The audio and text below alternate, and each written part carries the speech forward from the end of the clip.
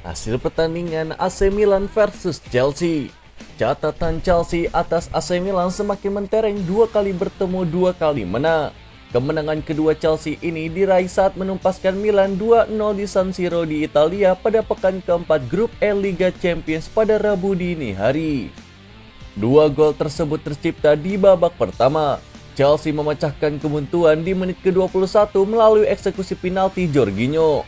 Gol kedua pun lahir dari kaki Pierre-Emerick Aubameyang di menit ke-34. Milan sendiri mengakhiri pertandingan dengan kekurangan pemain. Fikayo Tomori mendapatkan kartu merah langsung dari wasit utama Daniel Siebert atas pelanggarannya kepada Mason Mount di menit ke-20. Kemenangan ini pun sukses mengantarkan Chelsea ke puncak klasemen sementara dengan perolehan 7 poin. Sebab di pertandingan lainnya Salzburg hanya berbagi angka 1 poin dengan Dinamo Zagreb. Milan pun tertahan di peringkat ketiga.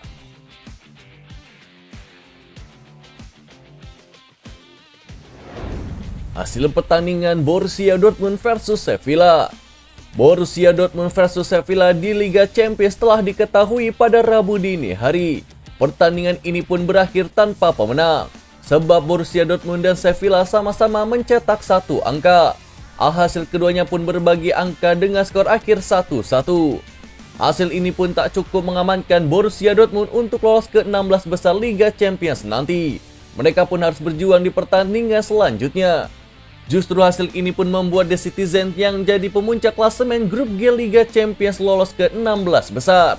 Sedangkan Sevilla masih memiliki kans lolos ke fase gugur asalkan menang di dua laga terakhir dan berharap Borussia Dortmund terpeleset.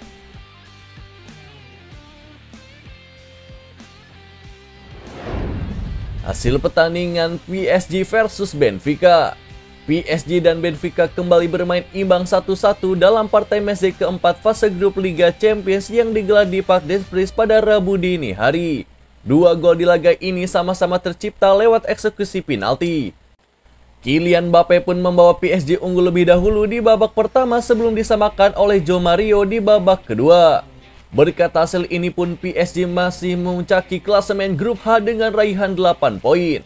Sama dengan raihan poin milik Benfica yang duduk di peringkat kedua.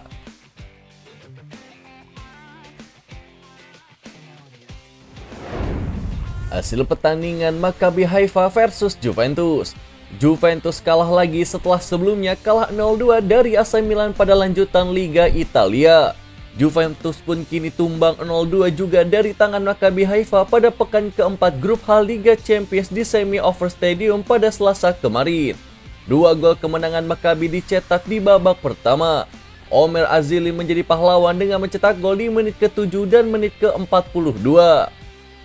Keunggulan dua gol dari Maccabi membuat perwakilan atas Israel itu memilih bermain menunggu di babak kedua. Juventus pun yang sejak babak pertama gagal mengembangkan permainan semakin sulit untuk mencetak gol. Berkat kekalahan ini Juventus pun tidak beranjak dari posisi ketiga klasemen sementara dengan koleksi 3 poin. Jumlah tersebut pun berhasil dikejar oleh Maccabi yang berada di peringkat keempat.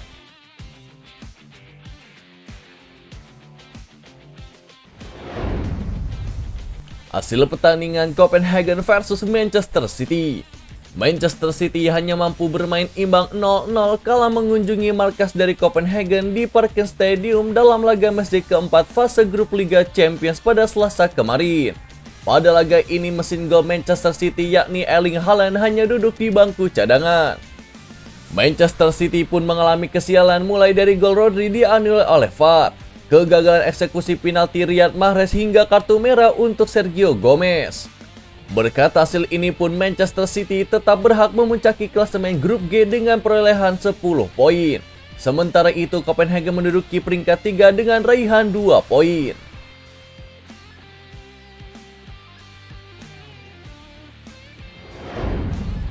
Hasil pertandingan Shakhtar Donetsk versus Real Madrid. Real Madrid pun bermain imbang 1-1 melawan Shakhtar Donetsk dalam partai matchday keempat fase grup Liga Champions 2022-2023 yang digelar di Police Army Stadium pada Rabu dini hari. Shakhtar Donetsk pun memimpin lewat gol dari Alexander Zubkov di awal babak kedua. Namun kemenangan tuan rumah sirna di menit-menit akhir setelah Antonio Rudiger mencetak gol penyeimbang. Berkat hasil ini, Real Madrid pun masih kokoh di puncak klasemen grup F dengan raihan 10 poin. Sedangkan Shakhtar Donetsk menduduki peringkat ketiga dengan raihan 6 poin.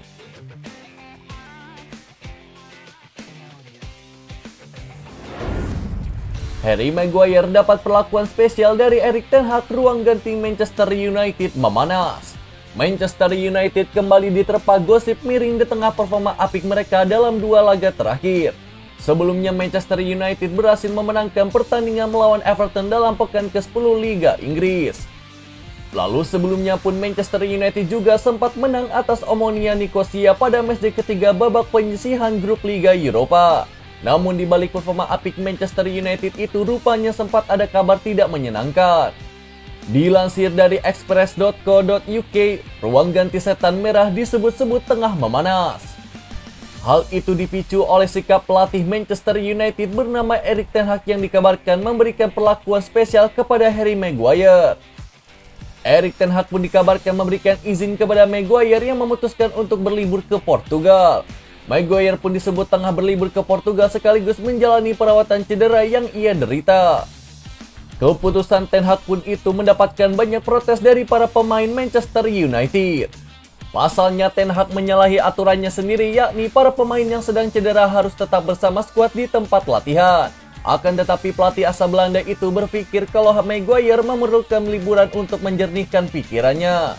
Terlebih lagi, Maguire tengah mendapatkan banyak kritikan pedas dari berbagai pihak pada musim 2022-2023 ini.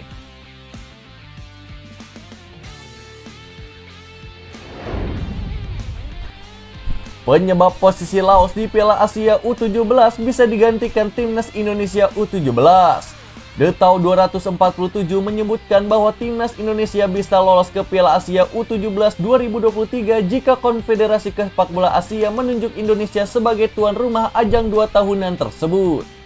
Sekedar diketahui, Piala Asia U17 2023 ini belum memiliki tuan rumah setelah Bahrain memutuskan untuk mundur sebagai tuan rumah. Namun menurut laporan The Tau 247 itu, AFC tak akan menunjuk Indonesia sebagai tuan rumah Piala Asia U17 2023 begitu saja. AFC bakal memprioritaskan 16 kontestan Piala Asia U17 2023 untuk mengajukan bidding sebagai tuan rumah. Jika dari 16 kontestan itu tak ada yang bersedia menjadi tuan rumah, barulah AFC memberikan kesempatan kepada tim-tim lain. Di momen inilah Indonesia bisa mengajukan diri sebagai tuan rumah ajang 2 tahunan tersebut. Menurut laporan The Tau 247, Laos berpotensi dicoret. Alasan Laos dicoret karena tim yang satu ini menempati urutan paling bawah alias hanya menduduki posisi 6 klasemen runner-up terbaik. Jika Indonesia kemudian menjadi tuan rumah, Laos pun kemungkinan besar dicoret dari Piala Asia U17 2023.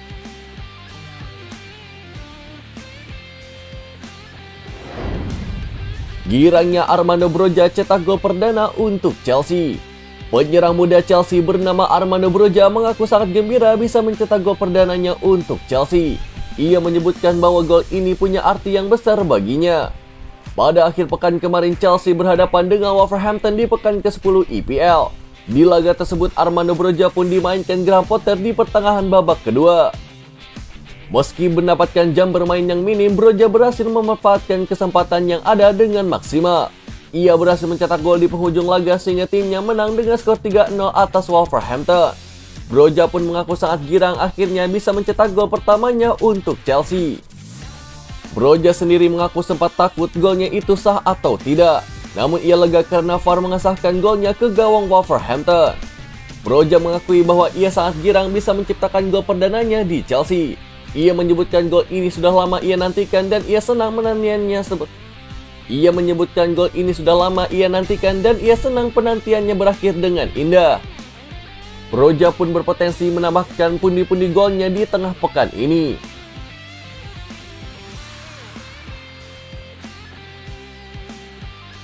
Itulah berita sepak bola terbaru hari ini yang kami rangkum. Agar kalian tidak melewatkan berita-berita terupdate lainnya dari kami, caranya adalah klik logo subscribe kami lalu nyalakan tombol loncengnya juga ya. Selamat beraktivitas kembali, see you in the next time.